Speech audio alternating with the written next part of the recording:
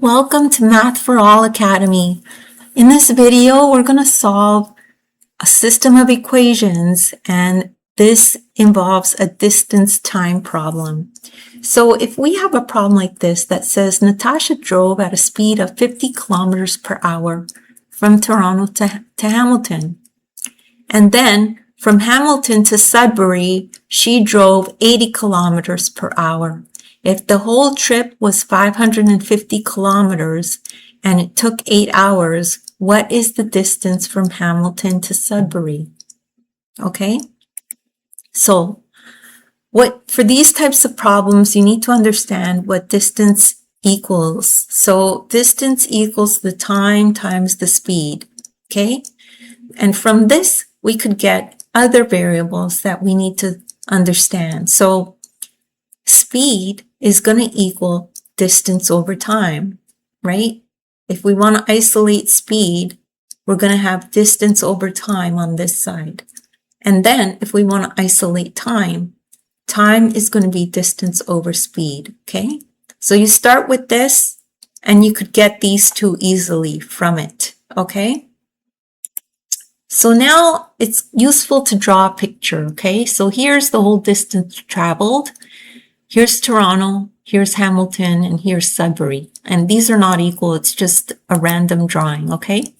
So here, she drove from Toronto to Hamilton 50 kilometers per hour, and then from Hamilton to Sudbury, 80 kilometers per hour. And then the total distance, 550 kilometers, and it took 8 hours. Okay, so let X be the time from Toronto to Hamilton, okay? And then let Y be the time from Hamilton to Sudbury.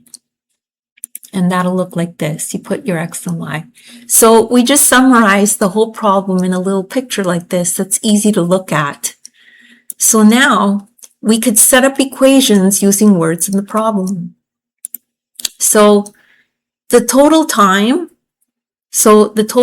is 8 hours. So the time from here to here plus here to here is 8. That means X plus Y, right? X is the time from Toronto to Hamilton, and then Y is the time from Hamilton to Sudbury. We add those together and we get 8. Our second equation is the total distance. The total distance is 550 kilometers, okay? And then she drove 50 kilometers per hour here and 80 kilometers per hour here. So when you multiply this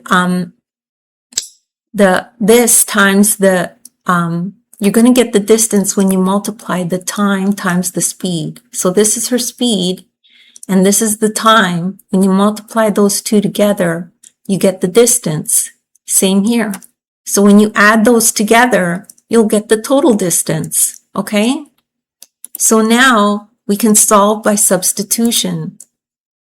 So we could take X over here, so Y equals 8 minus X, because when it goes over the equal sign, it becomes negative. Now we could take our second equation here, okay?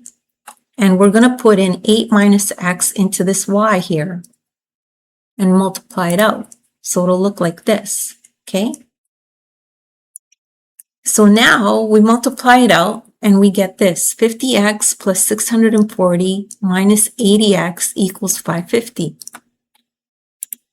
So we move this over to here, and then we add the X's together, 50X minus 80X.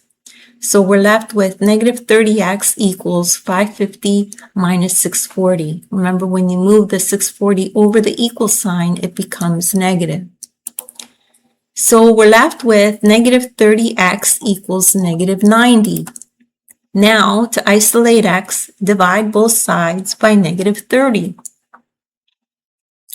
So we're left with X equals 3 hours.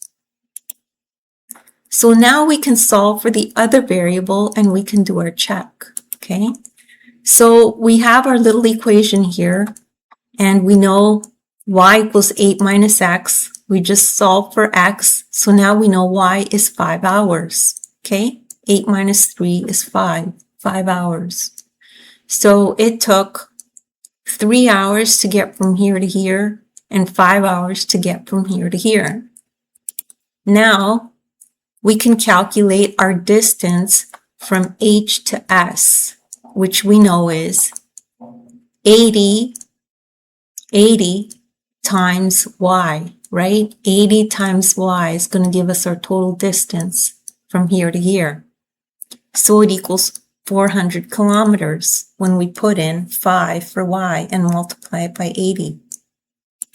So the distance from T to H now, we can do that too, is 50 times x, right? So 50 times x.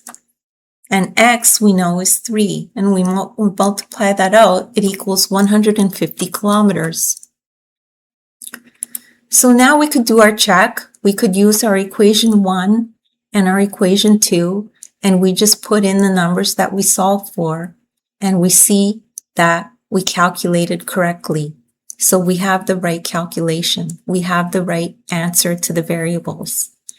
And that's it. That's all there is to that problem. And don't worry if you don't understand that right away. You could just rewatch the video. As well, take a look at the description. There's a link there to my ebook that you could download. In the ebook, you'll find a link to this very lesson, and you can follow along in the ebook as you watch the video. As well, in the description, you'll find links to other videos of mine that I've done that are similar. You could check those out if you need extra help. Please make sure to like and subscribe, and thank you so much for listening.